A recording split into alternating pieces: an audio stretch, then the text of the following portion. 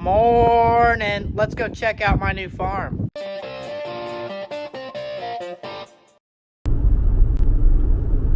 There she is. I need to take out this fence row. It's not even a fence row anymore, it's just posts. Just posts. Got a few wet spots that need to be taken care of as well. But look at this beautiful entrance. MoDOT added gravel to it. Now there's not such a drop off into the field. It's a lot nicer now. Very nice. Here she is, guys. This is the 40 acres that I bought. About 35 acres are tillable. Pretty much the only thing that's not tillable is we got a little bit of timber here and a little bit of timber here up along this creek side. But other than that, pretty much all bottom ground. We got a few wet spots that we need to take care of, especially this one behind me. But another wet spot there, and then over there up against the neighbor's CRP. But other than that, pretty much all flat ground. What do you like calling it, Aden? AB. AB ground. Means set the GPS and just go back and forth. So, yeah, pretty good little piece here. It's about 5 minutes away from home. Drive by it every single day going to school. And, yeah, right up against some ground that we already farmed, so nice little piece here. Needs a little bit of work, but for the most part, it's ready to rock and roll. Got some brush we need to clear off here. Tree died and fell into the field. No bueno.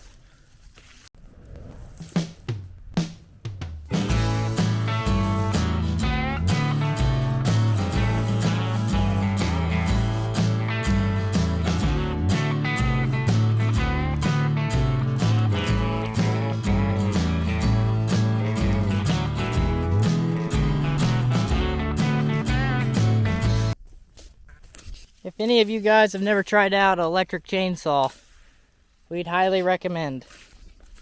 Just pull the trigger and do whatever you need to do. No mixing fuel or any of that crap. It's very nice. So on this corner of the farm right here, we have a pretty good sized wet spot. And really what happens, or at least what I think happens, is the water doesn't run up against the road because the road ditch isn't very deep right here. So instead of going up against and running all down by the road, it dumps into the field and then comes right down through here. And then they put in a pipe that drains into, and that drains into that ditch. That's pretty much the property line, is the little creek that runs in the middle. Not very deep. There's not really a ditch right here. So if a good amount of rain happens, it just dumps into the field and runs into the ditch instead of running up against besides the road right here. So I think if we kind of dug this out, I think it'd go this way, but I don't know. Really don't know what we should do here. Here's the trees on the back of the property, and there is a deer stand right there. The previous hunter that hunted on the previous landlord, he's going to be hunting on this again. I talked to him, and yep, worked out a good deal on that. So I think these trees are going to be staying, because what he's paying me is about just as much as farming that would be. So, and I don't really know, there's really not that much ground right there, because the river is right on the other side of that. He has seen some pretty good sized deer. He sent me a lot of pictures of it, and there's some pretty good sized deer that come through here, and also turkeys, so pretty cool. Kind of the only other major thing that I want to do to this farm is I'd like to be able to farm this kind of part here, because the property line is kind of where it's being farmed right there, kind of the backside of that terrace. So this area right here is also mine. But right now, it hasn't been farmed for quite some time, and it's because of pretty much the water that kind of sits in this area. I think that this ditch here that goes right along here needs to be cleaned out. I wish I could take it towards the road, but there is a really big kind of jump to get into the road ditch, and it's not really possible to go that way, so all the water has to go this way, and then kind of clean this ditch out and then farm this kind of area here, because right now all the water kind of just sits here and it's not farmable. So yeah, no bueno. Other than that, there's one little wet spot up here by the road, but I think if we just took our ditcher and did a little ditch, that would fix that problem there. So yeah, other than that, it's ready to rock and roll. It's been beans on beans on beans on beans on beans forever.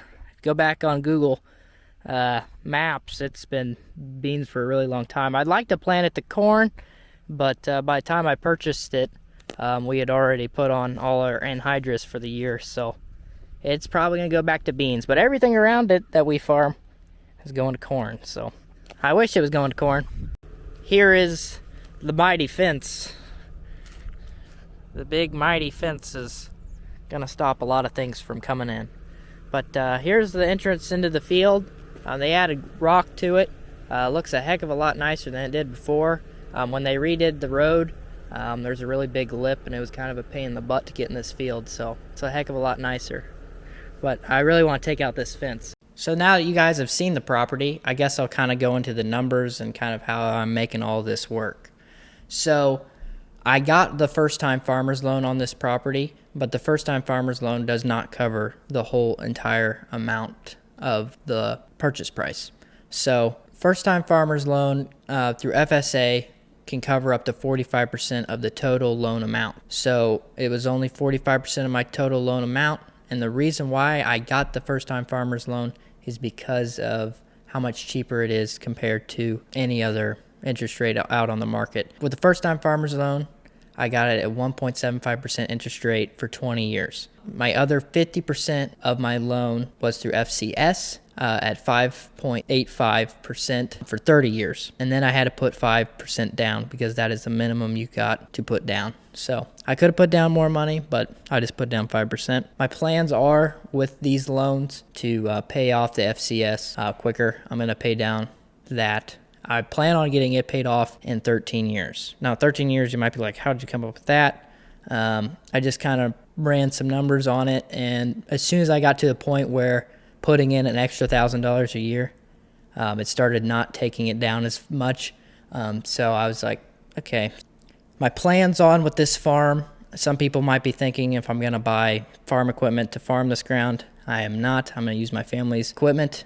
40 acres is not enough to buy equipment and all that crap. So I will always probably be using my family's equipment. I will pay for that with labor, which you guys probably expected that. This farm, for me, is kind of like another investment, all about farming and all that stuff. But I kind of see this as an investment for me long term. Will this perform as good as anything else? Will the stock market perform better than this? Probably. But I think this is still a very solid asset.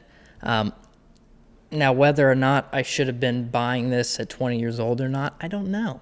I don't know if it would be better to do this later in life or younger in life. I don't know because, you know, when you're 20 years old, you got a lot of time left. Should have a lot of time left. So maybe putting money in different places could return more long term. But land has done some crazy things over time. So, and who knows? I could be buying at the peak and it could go down. You never know. One of the kind of crazy things that I like to see is whenever my dad was 18, he bought his first farm. And let's just say I paid 10 times the price, 10 times per acre, what he paid for his first farm. He bought 80 acres for the price of an SUV. And I got 40 acres, and mine was the price of a house. So kind of crazy stuff there. Kind of why I wanted to do this at 20 years old. First off, it was a farm that I really wanted. I drive by it every single day when I was going to school and stuff like that. But it was also one of those things where I wanted to take advantage of the first-time farmer's loan, mainly because 1.75% interest rate is cheap.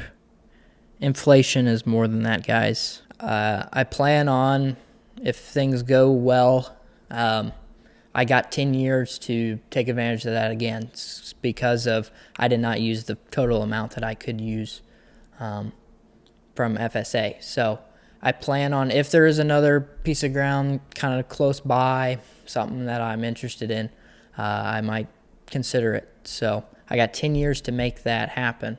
But yeah, I really want to take advantage of that because I feel like, that's a great opportunity. Of course, I still have half the loan at it's less than what you get at a bank, but it's still a pretty kind of high interest rate. But I plan on paying off my high interest debt first. 13 years is what I'm hoping for. Honestly, if I pay off that side, I could care less about the 1.75% interest rate. But yeah, so when it came to doing the paperwork for the first-time farmer's loan versus FCS financial, definitely it is totally different getting a loan from a financial place and FSA. The FSA, there was quite a bit of paperwork that I had to do. It wasn't terrible. It wasn't terrible at all, really. It takes quite a bit of time, especially to get all that information and to put it all on that paper. But it's well worth it. Really, to be honest with you, people say that it'll take like 3 months to do. It doesn't take 3 months to do. I don't know if that people say it's 3 months, but some people say it takes forever. And also, whenever I was purchasing the ground, and I told them that I was going to do that, they weren't very happy that I wasn't going to get it back real quick.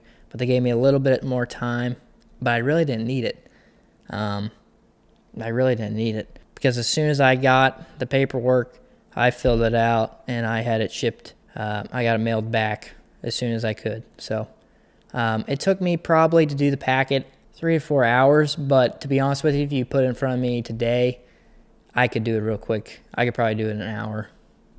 And that's not really like putting my head down and working at it really hard. It was just mainly because I wanted to make sure I did everything right, because I'd never done it before and nobody's ever done it before. So I was taking my time with it and really making sure I was doing everything I needed to do, because I didn't want to send it in without having everything on there that needed to be. Of course, there was stuff that I still needed to add, or I didn't need to add, but that they wanted from me.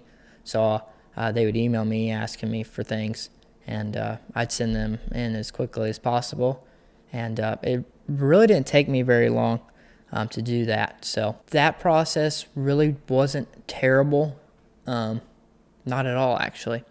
FCS, that process was a lot smoother, but they also did pull information from FSA, which was really nice that they talked back and forth, and I didn't have to answer a lot of the exact same things over and over again. They talked between each other. So that was really nice. The first-time farmer's loan, nobody in my family had ever done any of that stuff. So when I asked Dad, I was like, what do you think I should put here? Or what do you think about this? He's like, I've never done this. You're going to have to figure this out on your own. But yeah. So some of you guys might be wondering how I was able to make this purchase at 20 years old. Really, what it comes down to is I have been working and saving up my money for an opportunity like this. I didn't know that I was going to be able to do all this stuff at 20 years old. I didn't think I was going to be able to do this. I wanted to be prepared for whenever an opportunity like this came about. So without the first-time farmer's loan, to be honest with you, I wouldn't be making this purchase, because I would have I would have had to put down a lot more money than I really wanted to, and I didn't want to put all my eggs into one basket. One of the things that really helps with this decision and this purchase is the fact that my family farms. If my family didn't farm and I was just a kid that helped on the farm, I don't think I would be comfortable making this decision, mainly because I'm not going to buy farm equipment to do this. This is 40 acres. It's not worth it. It's not enough ground to make any of that work. So without that, I wouldn't do it. And to be honest, without the first-time farmer's loan, I wouldn't have done it because I would have had to put all my eggs into one basket. If I'm being honest with you, I would have had to put down a lot of money that I really didn't want to put all into farm ground because I'm 20 years old and I don't really know how things are going to go into the future. Nobody really knows. Nobody has a crystal ball on what's going to happen in the world.